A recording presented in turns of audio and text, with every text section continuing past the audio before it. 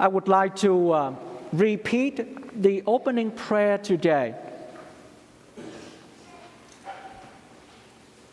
O God, your Son today ascended to the heavens. As the apostles looked on, grant that we may be made worthy for Him to live with us always on earth, and we also may live with Him in heaven. Honestly, I wish my homily could be that short. In 2 sentences, the church has this prayer for us.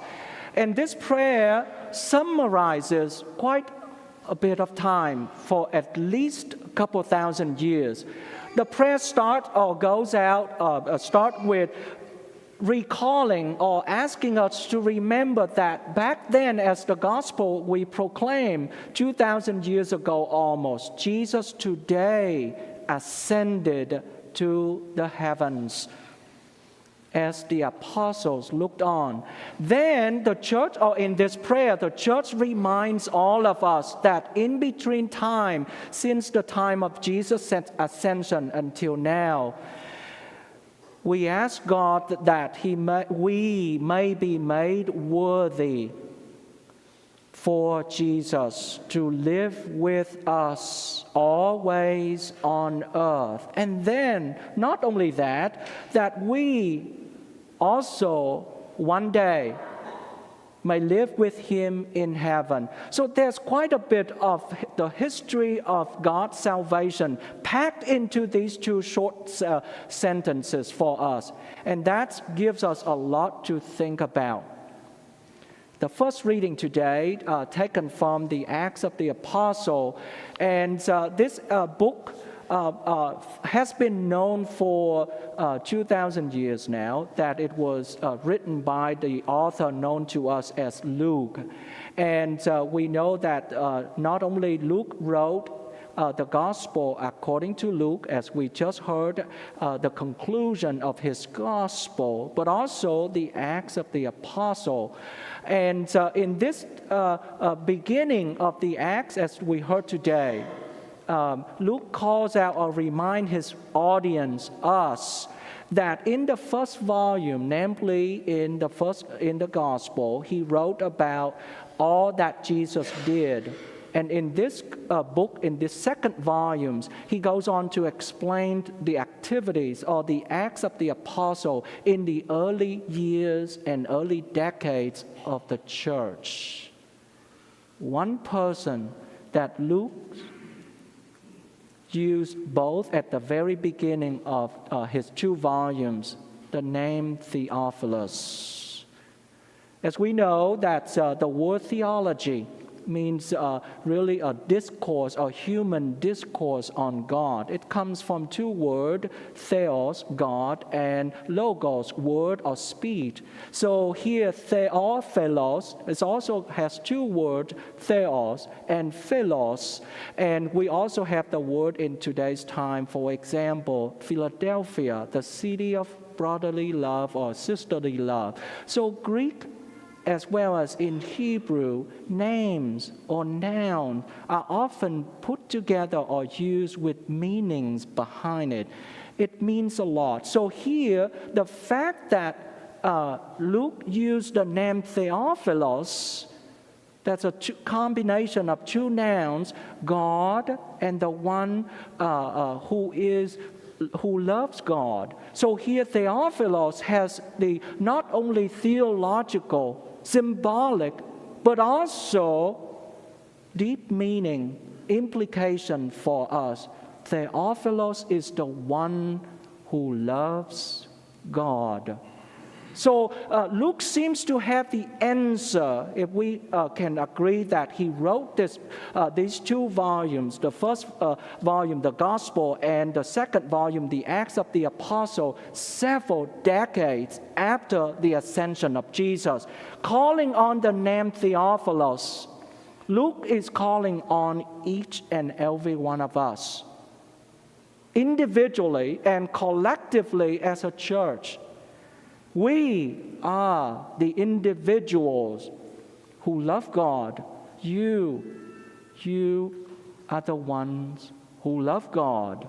So in a sense, calling or using the name Theophilus, either literary or theological or with other meaning, there's implication behind that. Luke calling on all of us. In between time, since the time of Jesus was taken up to heaven, the ascension, and in our own time, in this very moment, those who continue to journey on earth toward our ultimate end, namely as the prayer, the collect reminds us, that we may one day live with Jesus. In between times, we are the one who call on God to make us worthy for Jesus to live with us always in our lives.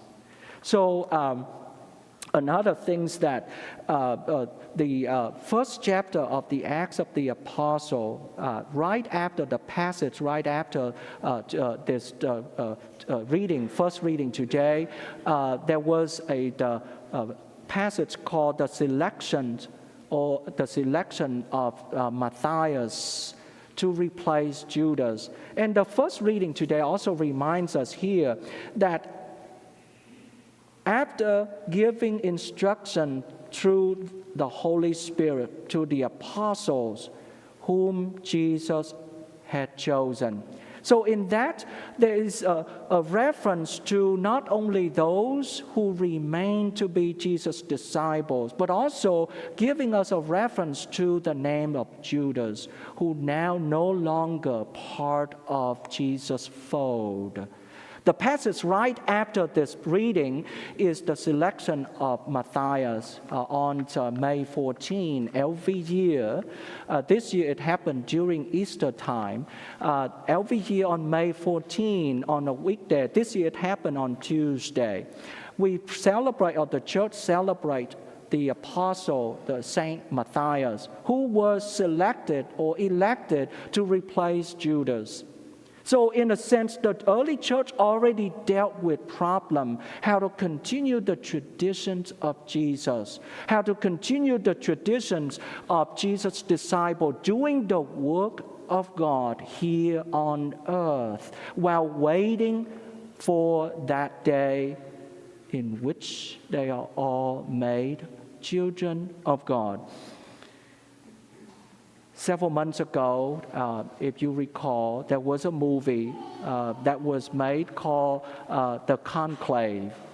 And many people have seen it because of the name and the content attracting quite a lot of people. And several of our parishioners have come and asked me about my opinions and whether I've watched the movie. And I said, no, I did not watch the movie, although I did saw the preview of it. And in that conclave, as you see, one of the things it's trying to tell us is not only the political side of the selection of the Pope, the successor of St. Peter, but also it tried to portray the event before the death of a Pope, after the death of a Pope, and until the selection of a new Pope. Lo and behold, a few weeks ago, God called our beloved and leader of the church, Pope Francis. And as we all were waiting and watching with curiosity, with genuine faith, the conclave, in a sense, was like a pretext or a preview of the event. But what I would like to say here is that in the movie, there's some truth to it, but most of it is fiction and non-historical. Whereas in the real conclave of what the church operates and lives on since the time of the early days of Christianity to this day is one part in that, namely the gifts of the Holy Spirit. The church believes that when people come together and pray, the Holy Spirit is there. That is exactly what the conclave in the election of Pope Francis was. It tells us that for a long time now, almost 2,000 years, we live on earth while waiting for that final day in which we are called and become God's truly children. We are now journeying here on earth with one example, that with the gifts of the Holy Spirit, we live on and believe in God so that we continue the tradition that Jesus has done and shown to his disciples. Ascension, although it's a period before Pentecost, it reminds us one thing very important, that Jesus and the Holy Spirit and God will always be with us.